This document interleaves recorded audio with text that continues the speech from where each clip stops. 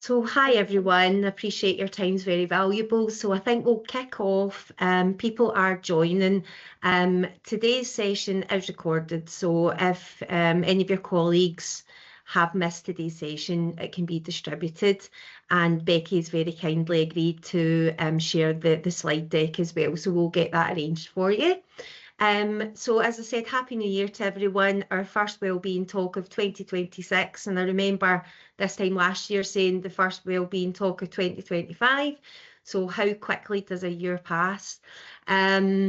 Today's talk will last 45 minutes approximately. There'll be some time for questions at the end, but if there's anything you'd like to add in the chat box, it'll be facilitated as we go along. I've got my colleagues on today, Tom, Lucy and Ezra.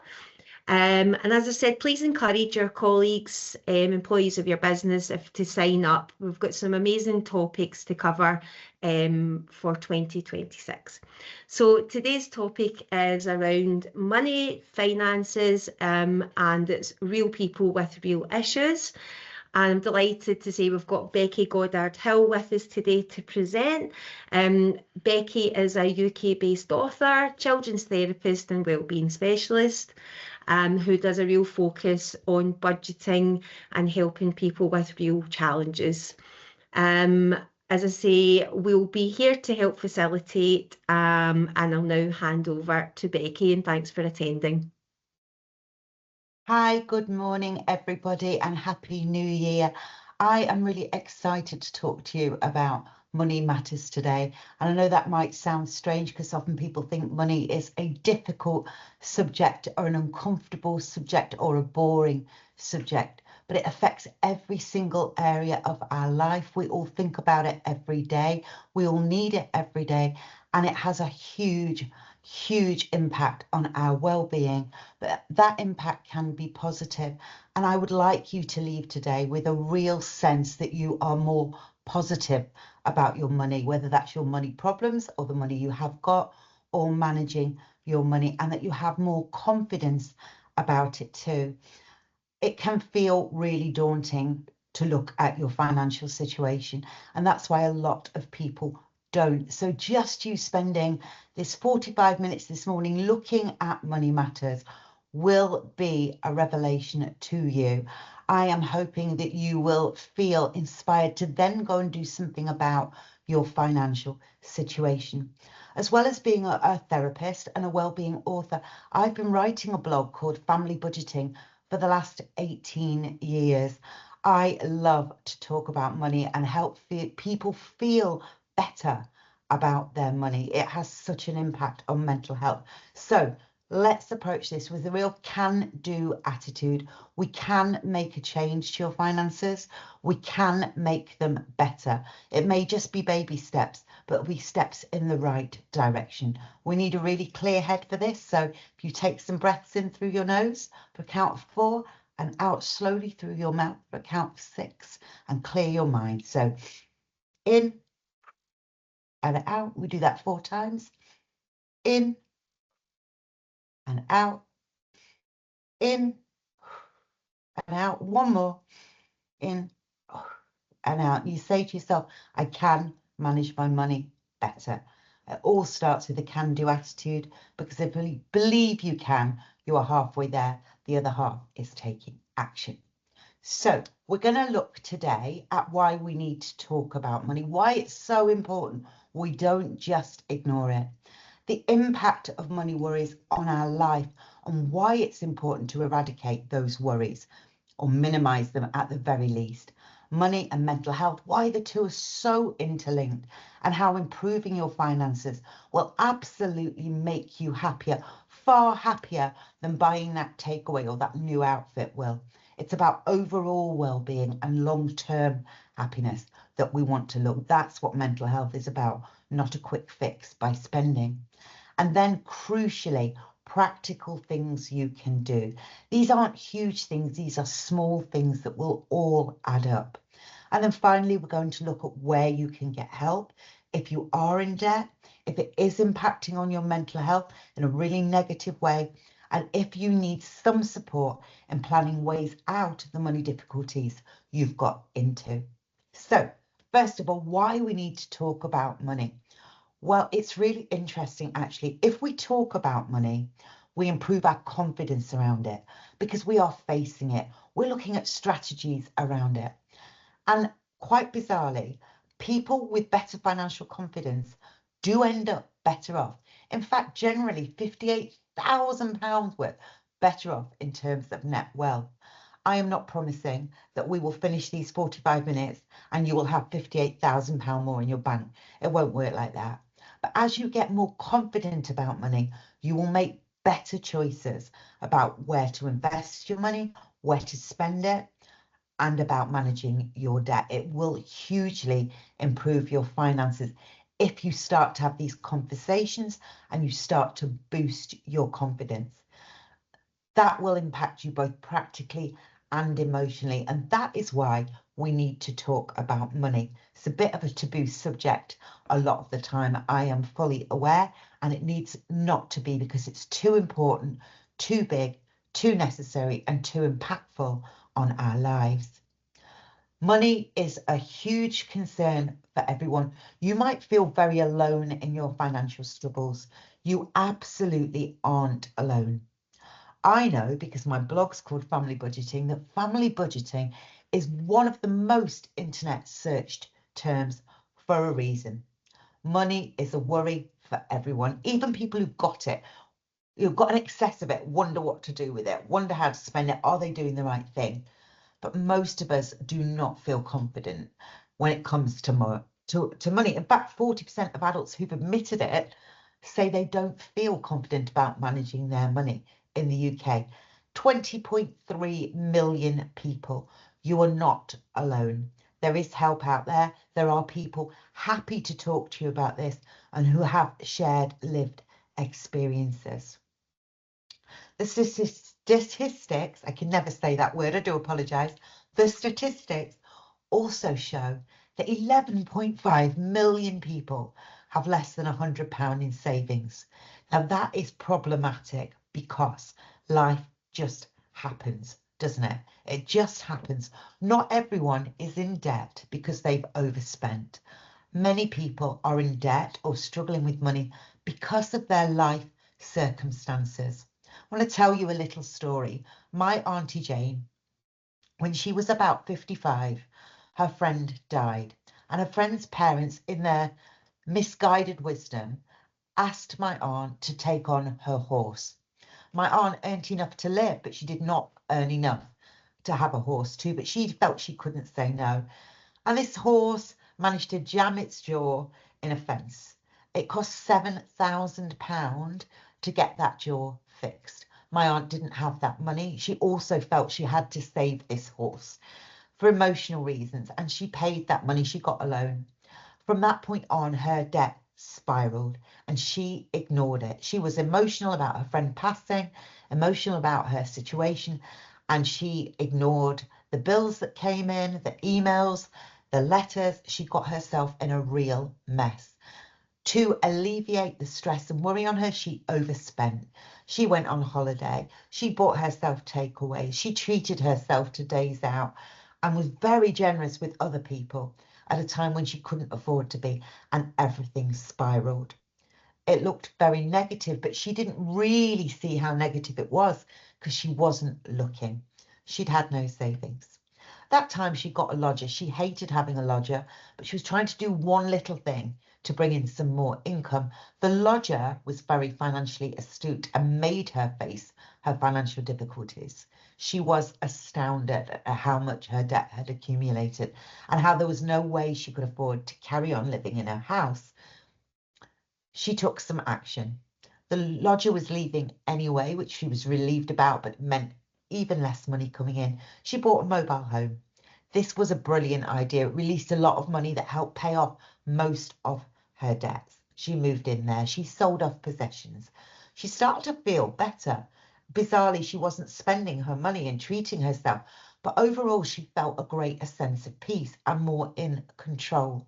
And to this day, she lives in this beautiful mobile home with money to spare. She does have holidays and things occasionally, but she's never got into debt again. Her problems were solved when she faced them. Her debt wasn't her fault. With a bit of help, she got by. There is always a way to improve situations. It doesn't necessarily mean selling your house, but it does mean facing what's wrong, getting support and making good choices. Nearly 9 million people in the UK are in serious debt. Only around a third of those people receive help and make changes. Help is the first place to go, but money is a huge concern. You absolutely aren't alone, and there are things you can do about it. Money and well-being are very clearly linked. Around 1.5 million people living in England are living with both a problem debt and a mental health problem. Nearly half of the people in problem debt also have mental health issues, and 1 in 5 people with mental health problems are also in problem debt. You can see there's an absolute link because it really affects how we feel and how we feel long term, and unfaced debt causes massive impact on mental health. And even a third of UK adults saying that money worries have impacted their mental health. By dealing with the money issues, we can improve our well-being. It is a bit of a vicious circle or cycle because when we're struggling with mental health, it's harder to earn more money, to take on that second job, to ask for that promotion, to have a side hustle going along. It's also harder to manage our money when we're struggling with the mental health. We might not feel like cooking. We might feel like we need lots of treats. We might find it hard to clearly say no to things because we're not feeling strong, assertive and confident. Worrying about money also adds layers of stress, depression, low mood. You may not want to get out of bed. You may end up on long-term sick. The link between the two is strong for a reason. It does become harder to earn and manage your money when you're struggling with your mental health. Your mental health gets worse when you're struggling with your money. So neither of these things should ever be ignored. Unfaced, they will get bigger. It's absolutely crucial not to ignore mental health issues. I often see clients who have ignored their mental health issues to the point where they struggle to articulate what is wrong, where the relationships have been damaged, where they've lost their jobs. They've come to me in crisis. Had they come to me at a point where they are starting to feel their stress is overwhelming, they're in a better place to take on board strategies to do something about it. When you're in crisis, things are much harder to deal with. The same goes for money problems. You're starting to think, my expenses are more than my income. You can do something about it. You've got a massive debt. It can feel insurmountable. So getting in there when problems start is really the sensible thing to do and much easier to remedy. People feel guilty spending their money. They feel guilty about the fact they've got their family into debt. And this can lead to lying, concealing spending habits. It's very, very common that people conceal their spending habits. They might go clothes shopping, sneak that bag into the house.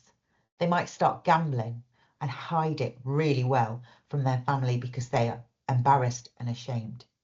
This causes extra stress on mental health, but it also can cause addictive spending because nobody is keeping you on check.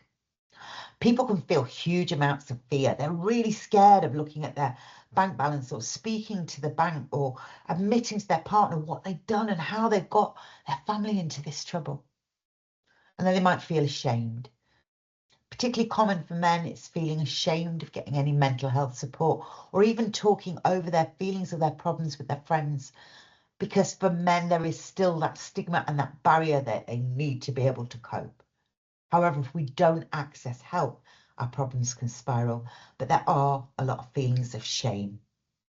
And feeling stressed if you're under pressure to support other people or to yourself, or finish paying off the car payments or get your kid new school shoes. It can feel a huge amount of pressure and it can buckle you with that pressure.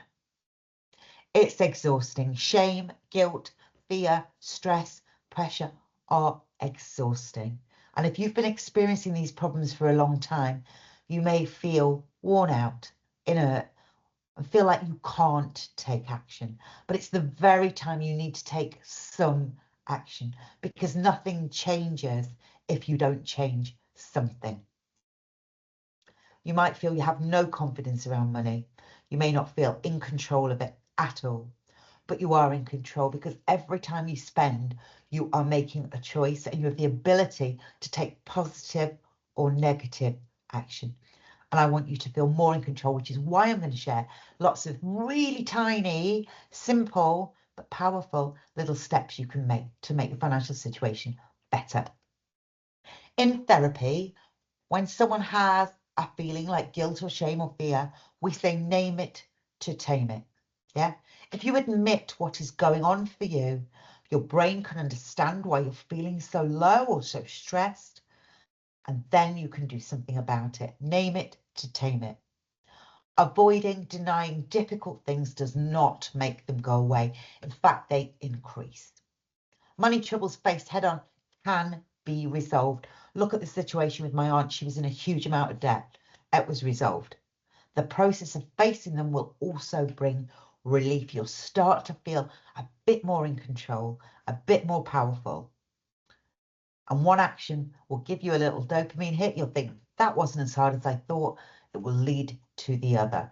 You maybe make a call to the bank and say, hey, I know I'm in debt. Can I come in and speak to you? And they say, yeah, let's go for next Monday. You will immediately feel you've done something. Then you'll go in and have the meeting. You'll make a plan. You'll leave that meeting feeling, right, great, I've done that. Now let's go and deal with this. It's like a to-do list, a shopping list for dealing with your financial problems. So let's move on to the really positive stuff. What can you do if you have got problem debt, money worries, or struggles? Firstly, and most importantly, face it, face it, face it. Create a clear budget, a really clear budget, and list all your sources of income and all your necessary expenses. Don't leave anything out. Pop pet food in there, petrol, mortgage payments, £5 that you owe your friend that you've said you'll pay off each month. Absolutely everything. So you clearly know what's coming in and you clearly know what's going out. And then next to your expenses, put a star next to those that could be reduced. So you might not be able to reduce your mortgage payment this year. However, maybe you could look at shifting your mortgage. So that gets a star. Food definitely gets a star. There is always ways to save money on food and heating and transport. Get your petrol somewhere cheaper. Walk, maybe get a bus pass. There are things you can do. Put a star next to the ones that can be reduced, because that's what we're going to work on. And then talk to someone. A problem shared is often, it is true, a problem halved. Your work has a wellbeing service. There are financial advisors around. You might have a trusted friend who's really sensible and who you know is really good with money. Or there might be a family member who's in this situation with you, but neither of you are talking about it. Do talk about it. It can lift the emotional burden. You can get some great advice. You can get practical help. And then think about building an emergency fund. As I said, 11.5 million people have less than £100 in savings, but life happens. Things get broken, school bags get broken, the TV breaks, a bill comes in that is higher than you thought because your kid has been buying something on the PlayStation and it's got to be paid off, even though you're going to make sure they never do it again. Having a small amount saved regularly will make you feel secure, but it can also help you not have to get that emergency loan or go over what your overdraft allowance is. Stack up your credit cards. Having a small emergency fund is really useful. And then let's look at the debts, because we can't ignore the debts too. So on another piece of paper, write down every single debt you own, even the ones that you are not facing and not wanting to tackle. We need to know what the real situation is. And then please do this. Consider speaking to a debt charity or an advisor. They can help you negotiate better payment plans debt consolidation, or even write off debts that you will not know about. Charities such as National Debtline can offer personalised support for your situation, and they are free. Do not underestimate the power of these people. They will also help you prioritise what you pay off first and how much you pay. Some debts do get written off, so please do take each of these steps. It may sound dull, it may sound difficult.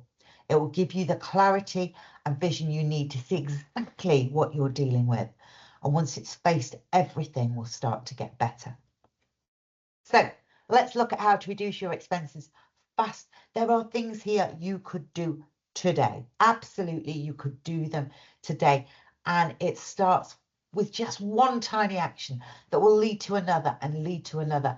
And really, if you look after the pennies, they really add up. Do not underestimate how much you can save by doing these small things. Firstly, I would advise you check all your subscriptions. Despite writing about family budgeting regularly, I found the other day that I had signed up to a streaming service through my Amazon Prime account for 1 month so my daughter could watch something. It was free. You could cancel it after a month and then you wouldn't have to pay for the year. I had forgotten to cancel it. I had paid for it for a year and had not realised how absolutely ridiculous and what complete waste of money. It added up to something like £120. I might as well have put that money down the toilet because I've not looked carefully at my subscriptions. There might be subscriptions to a gym, to a magazine. Hey, you might even have 2 subscriptions going to Netflix you don't even know about. Maybe you're paying into like a work lottery fund you don't really ever want to continue it, but it's just automatic. It goes out. You don't think about it. These can really add up. Any that aren't vital, get rid of. Yeah, quick win. And then use comparison sites. They are brilliant. Make sure you have the best deal. You could be paying way more for your mobile phone than you need to, way more for your energy than you need to. Make that switch. They'll often do all the hard work for you when you get a new provider. So have a look. It's going to take 20 minutes of your time to maybe check one thing out and find a better deal. You can save a great deal. And then think about selling it. Making a bit of money is always a good thing. Facebook Marketplace, eBay, Vinted, car boot sales. I used an app last year called We Buy Books, and I scanned absolutely loads of books that we owned. It was really speedy, just did it on my phone. They gave me money for it. They sent me the labels. They sent someone to pick them up. I chucked them in a box and I made £100 on a week where I really needed an extra £100. It is amazing what you can do, and it feels good to declutter. Then let's look at apps. I don't know what apps you have on your phone, but I would hazard a guess you have some that are costing you money. Uber Eats is a big one. People ordering food. Oh, I've got no gravy. All right, I'll get some toilet roll too. And having it delivered because you're in a rush. When actually a walk to the shop will clear your head, get you some exercise, and definitely save you some cash. And then they might have a gambling app, you know, where you get a free bet every Saturday, but you're always tempted to put another one on. Or you might have games where your child buys accessories. I found recently that my daughter, who's a student, had been through my Prime account on Amazon downloading videos. And they're about £3.50 a time. The first time she did it, I did notice. I thought, oh, that's okay. Her and her friends are watching a video. Over the term, they downloaded 10 videos using my account. And that is enough to really annoy me. Yeah, but I wasn't keeping an eye on it. I've removed her ability to do that. She wasn't asking.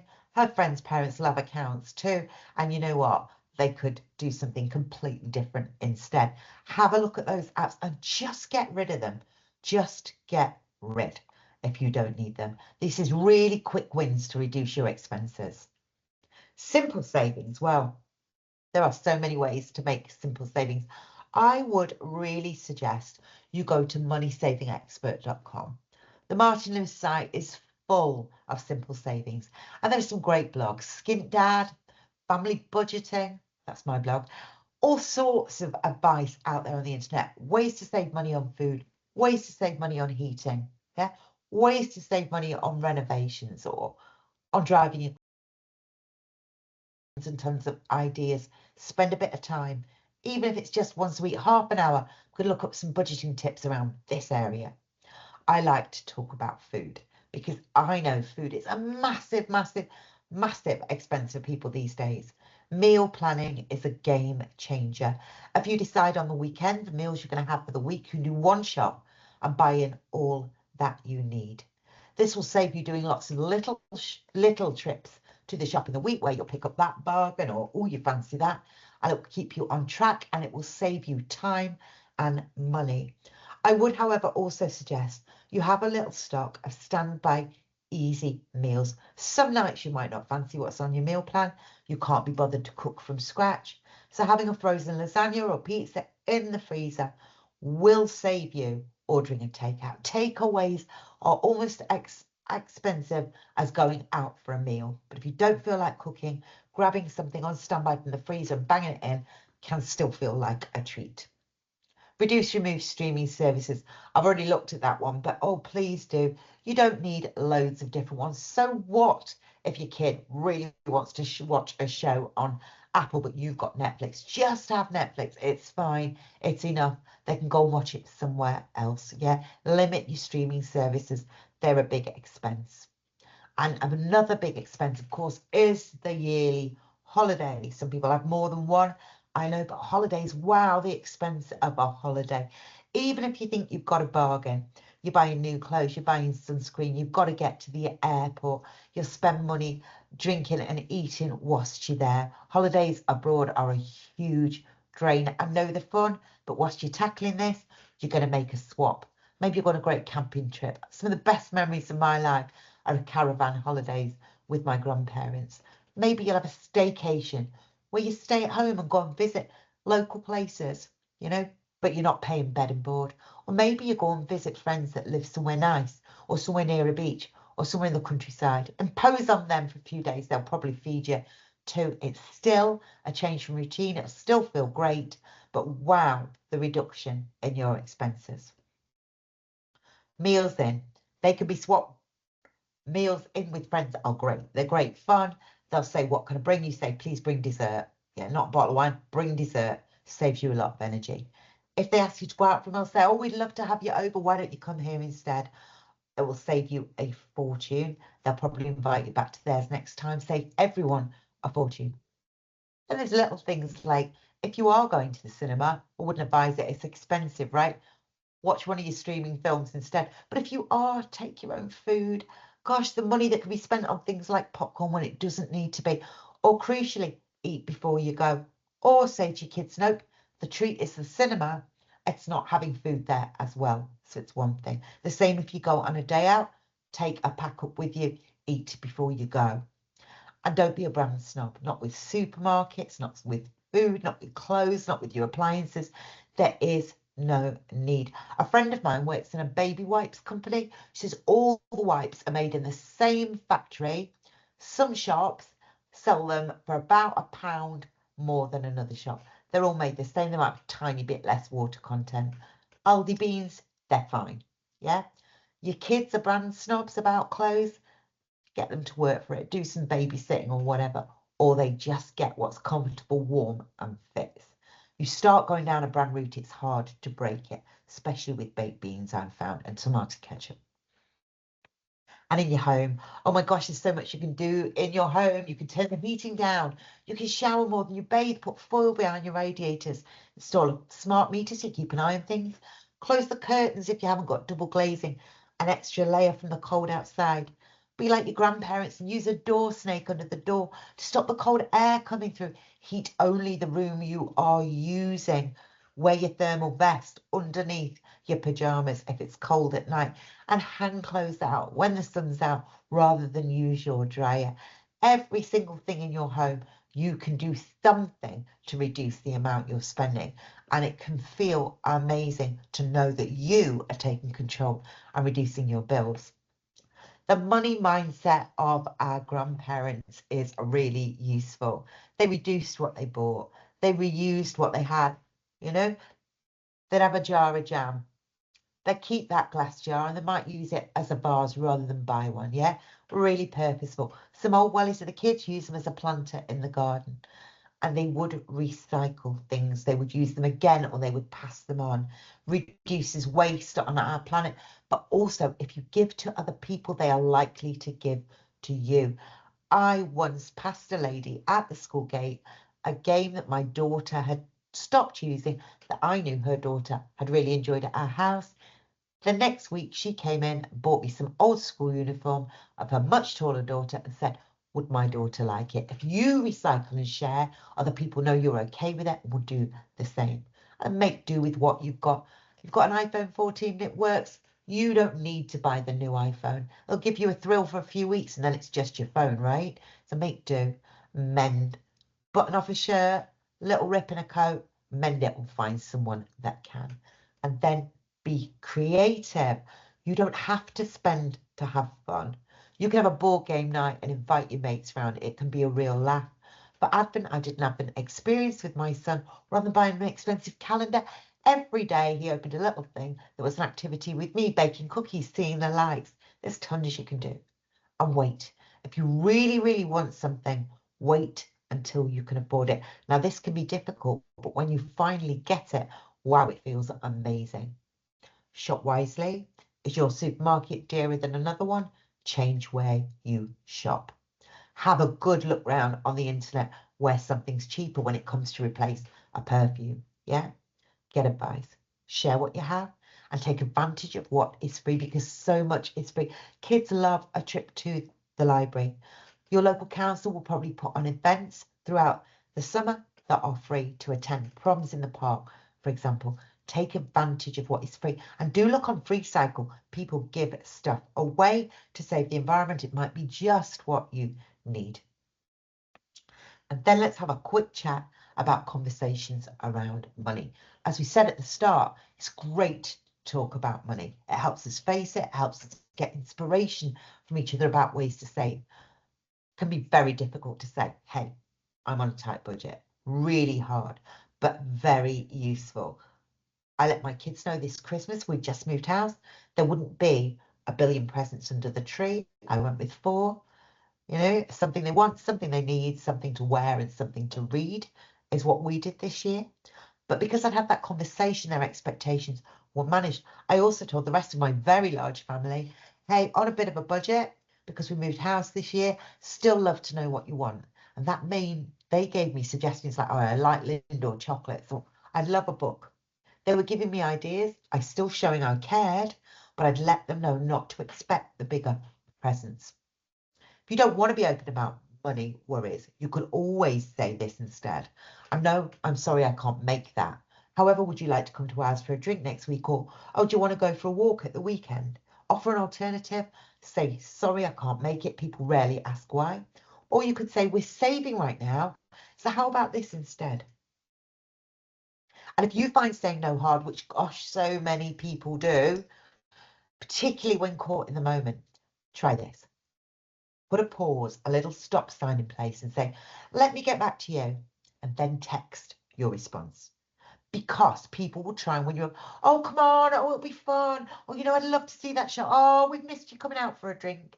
It's really hard to say no in the moment. So say, let me get back to you. And then text, no, I'm not going to be able to make that, but I'll see you soon. Yeah? Give yourself that pause. It can really help. When it comes to special occasions, presents over presents every time, experiences over expense. When you talk to kids, and I work with a lot of young people, the one thing they want most from their parents is not the Xbox or the electric scooter, although of course they do mention these. What they want is time with them. They want them to show an interest in them, to play their game on the Wii with them. They want your presence. And what they talk about when they talk about their happiness isn't their stuff. It's about their memories. It's about the walk on the beach. Yeah. It's about how they've got this lovely family ritual they do every Christmas Eve, where they watch a great movie and all get in their new PJs. Experiences over expense and presents over presents. These are meaningful and they take the weight of having to earn. I just want to have a really quick word about addiction, though, because addiction causes huge financial pressure. But it's different, yeah? These are impulsive, habit-driven issues that willpower alone does not always solve. You will need to get specialist help. The sooner you get off the bus of addiction that's driving you deeper and deeper into it, the sooner you get off, the quicker you'll get back to a life without it. So please face it. It impacts physical and mental health, your wealth, your family, your self-esteem, your job, and it has long-term and far-reaching, devastating consequences. You would help your child get support for addiction in a heartbeat. I believe that of every single one of you listening today. You need to treat yourself with the same care and concern and get help immediately. Addictions can cease. And it's easier with help. So please do your research and reach out for support today and make that change. Your future self will thank you. Your family will thank you. And the difference it will make to your happiness long term really matters. And when I'm talking about happiness long term, that really comes into it with spending. Think about what you want most: peace of mind, well-being, freedom from stress, rather than what you want now: those shoes, that posh car. Whether it's a new iPhone, a cake, another pint, what do you want most? You want to feel in control. You want to feel peace around money. That's more important than that quick hit of pleasure. The future you will be proud and so grateful if you keep in mind what you want most rather than what you want right now. So, sources for help for financial and mental health issues in the UK. I've listed a couple here. The Samaritans I would highly recommend. There's lots of wellbeing services you can call, but Samaritans are available 24/7 for emotional support. If your workplace provides it, which I know your workplace does, please use them. Go to them and say, I'm struggling. They will help you. That is why they are there. But that's where you will find the support. Change your mindset. Take some small baby steps towards saving.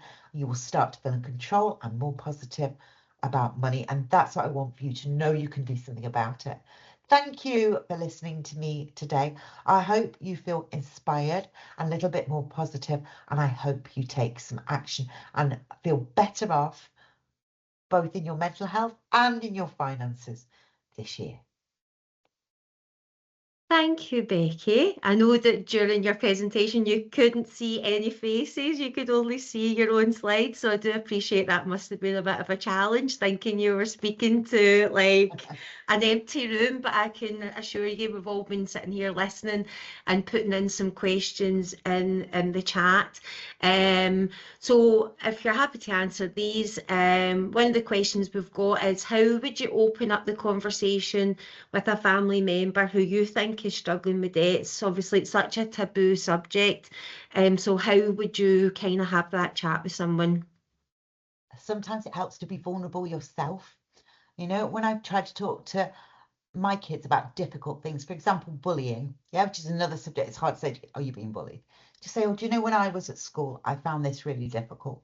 And so the same remit can go. Any tricky conversation, start with being a little bit vulnerable yourself, saying, do you know what, I found money really hard this past year. Cost of living's really gone up. How are things for you? Because what you're saying then is, this is an okay conversation to have with me. I'm open to talking about it, you know, and I can be vulnerable too, and it's okay to find things hard. So sometimes just sharing that little bit of vulnerability and saying, I'm all right to have this awkward conversation, you know, and sometimes you have to be a little bit brave too and say, you know, you seem to be struggling a bit at the moment, you know, I am here for you. But often just letting them know that you are okay to talk about it, people just go, whoom, they're so relieved. Yeah, that's so true. And I loved the kind of tool that you said where, you know, putting a pause on things. Don't give people, you know, your response, you say, can I have a think about it and I'll get back to you, so that you're not feeling the pressure into agreeing to something that you clearly are maybe not in the right space with spending money at that particular time. Something that I've kind of learned, and you know, I like to kind of dot about different supermarkets and look for the kind of best bargains, but equally I find when I go into shops, I'm one of these suckers when I see things that are on special and I'm buying for the heck of it and I don't really need it. So I find that doing an online food shop works for me, because I'm not then teased into buying things I don't necessarily need. Absolutely right, Marcella. And of course, they design the shops so you are tempted, don't they? They put the treats near the counter when you're waiting in line, and that kind of thing. They are designed to make us buy more than we think we're going to buy. Or you go in and there's a reduced section, you get all excited and you buy bread, even though it's the end of the day and the bread will be stale tomorrow because it's on cheap. So I also will shop online, and I will shop to my meal plan for the week, so I know I've got exactly what I need and it's done, and I can avoid going in a shop at all if possible. Yeah, and I always remember someone that I knew that worked in the supermarket had said all the cheaper things are below your eye line. So when you're going and you're seeing all these brands, look down at your feet, because the cheaper options are always there. So thank you for that. You know what's really nice about the fact you've just shared that, Marcella? That's exactly what I think. When we start talking about money, other people give us great tips and they inspire us. And you know, you might take a little nugget from that and think, oh, I'm going to do that next time, right? But people don't talk about money. Money and sex, people tend not to talk about, right? But actually, it's really useful, and we can really inspire each other, and it should just be, it's such a big part of our life, isn't it? We think about it all the time, you know. So if we can just talk easily about it, share good tips with each other, share our problems with each other around it, it just releases that burden so much. Yeah, and I love, and this is probably due to like TikTok and other kind of social media platforms, but absolutely love the use of Vinted now, because there used to be such a stigma about going into charity shops. That's right. Now it's cool. Oh my goodness, it's the trendy thing to do. So if you're not selling in Vinted, people are now sharing what they've been purchasing and the little finds that, you know, the brands that they're finding in charity shops for a fraction. So definitely. Another question that's been popped in here is, how can someone stick to a budget when their income is irregular? Yeah, that's really difficult, isn't it? And I think it's best to zoom out really if your income's irregular, and maybe look at what you have earned over the year. Because I have an irregular income. I write books, sometimes they'll get an influx for that. Sometimes they'll have 20 clients in a week. Sometimes they'll have 30, sometimes I'll have 5. So my income's irregular. I zone out and look at what I've earned over 6 months, the preceding 6 months, and I give myself an income each month. I don't think, oh, I've got loads this month, let's go and buy this.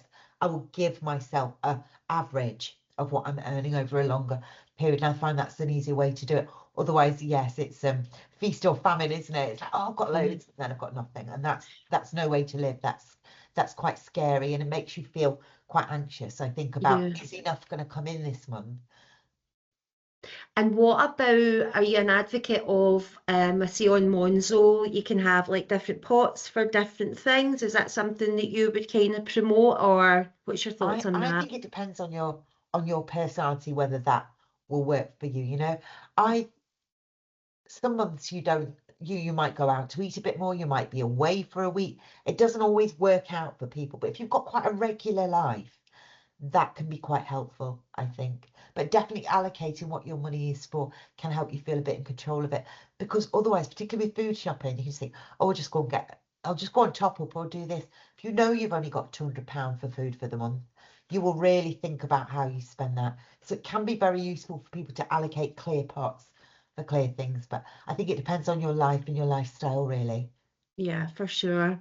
And again, it all comes down to the stigma. And for me personally, over Christmas, spending time with my children and like doing playing bingo, charades, you know, even Monopoly, although it always ends up in a fight in the family. Always. But on reflection, and you ask your family, you know, what was the highlight of Christmas? They're not mentioning all the things that were under the tree. It was like, oh, Mum, it was so much fun that night we all played bingo. Yeah. and Yeah. it doesn't cost. We did it for silly little prizes. There was no cash incentive, but it was just a lot of fun, and I think it's creating the new normal. It is. And I think it can sound a bit romantic, can't it, to say that experience over expense, right? But when I look back on my childhood, I can't remember hardly any Christmas presents I ever got bought, except one year my sister made me a doll's house out of a cardboard box. And most of the time she acted like she hated me. So her making me that felt amazing. My big sister, she was bossing. It felt amazing. I remember that, you know. And I remember one of my mum's friends knitted some clothes for my dolly. That's really all I can remember of Christmas presents I was bought. So although in the moment your child might be pressuring you, or everyone else's kid seems to have it, what are they going to remember looking back? It's normally the handmade stuff, or the like really thoughtful stuff that matters most. Yeah. Yeah.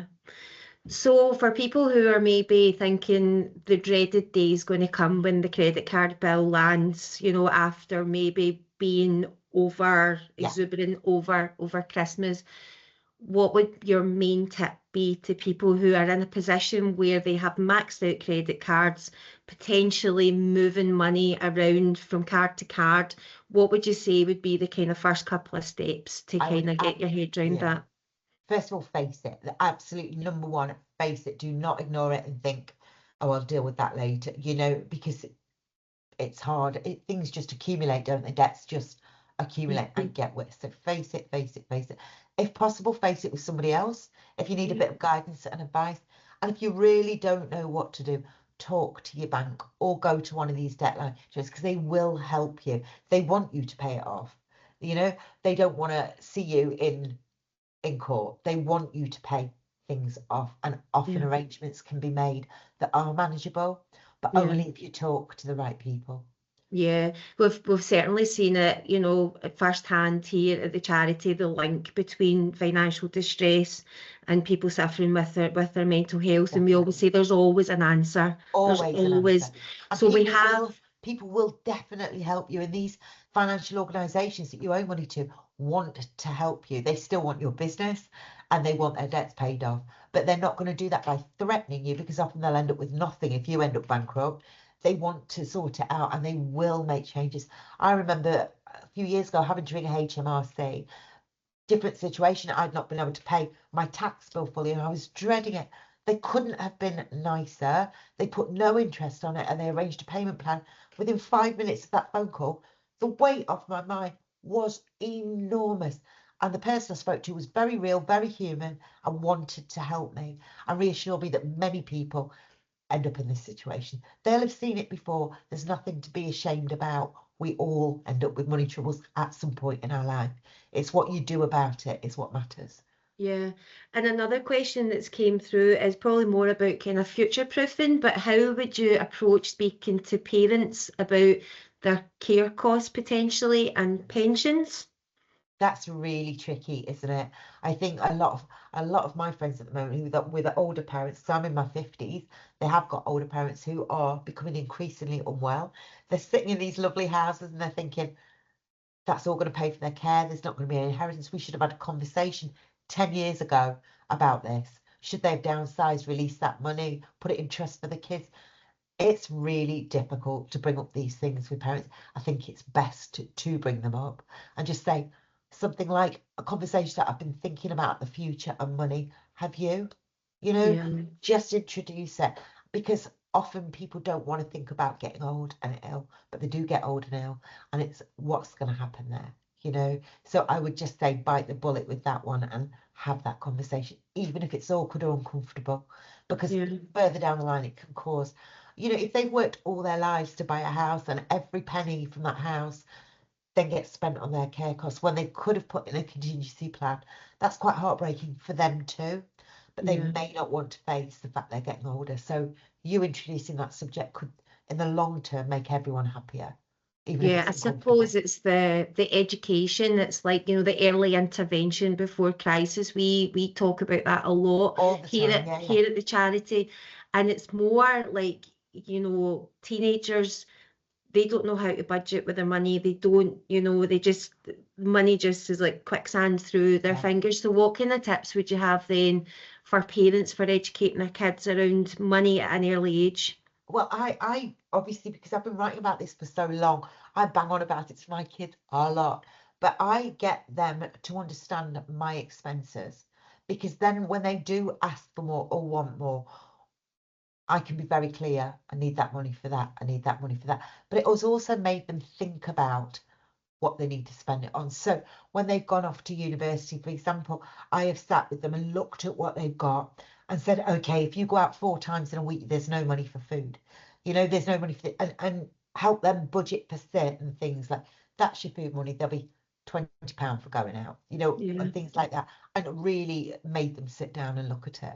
And it's quite, I think it can be quite eye-opening for them, because they don't want to, they just want to go and spend it. But when they realise they're not going to be able to eat, it's a bit of a shock. So being really crystal clear, but also keeping it quite micro-manageable. So looking at it a week at a time rather than a whole term. Teens don't have a great sense of time, you know, and they might want to buy their friends something really amazing for their birthday. And you're like, well, then you're not going to have any money next week if you want to go to the cinema. So really having those conversations with them and being quite real. Yeah. Yeah. I do think it should be taught in schools. How to budget for your adult life should be clearly taught as a subject in school, because wouldn't it make such a difference to people's happiness and well-being and stability if they'd learned early on about budgeting and the spiral of debt? Yeah, we often talk at the charity about, you know, the lack of education around mental health and, you know, just real life and budgeting. And I mean, my daughter asked me, you make assumptions that your kids understand everything. But she actually asked me, what's the difference between rent and a mortgage? And I thought, gosh, what a bizarre question. Why do you not know that? But that was me making the assumption that she understood. And things like, do they know they would need to put a big deposit down if they were going to rent somewhere, and that actually you need double that first month's rent? Things like that, you know. I finished renting about a year ago, and my landlady wouldn't give me my deposit back. And it was general wear and tear stuff. And I knew she was being really naughty. She was a lawyer as well. And she had me wrapped up in knots. And then just somebody happened to mention me, well, you just go through the mortgage charter and they'll sort it all out, or whatever it was, this rent thing. And I got all the money back, and I had hardly to do anything. A bit of knowledge goes a long way. I didn't know that. I thought I had to let it go. You know, so these conversations with your kids, even if they find them boring, they're going in, and they will be a bit more savvy. Yeah.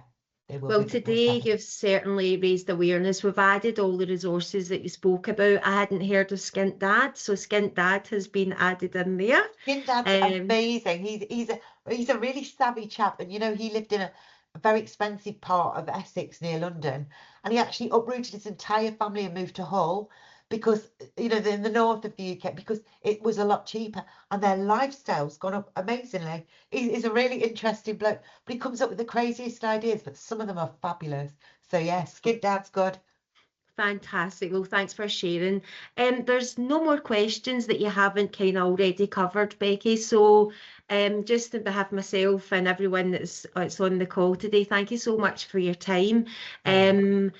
Everyone that is on the call, we will be sharing a feedback form. We'd really appreciate your comments. And all that's left to say is, Becky, thank you so much for your time. We really appreciate it. And thank you for educating us and raising awareness.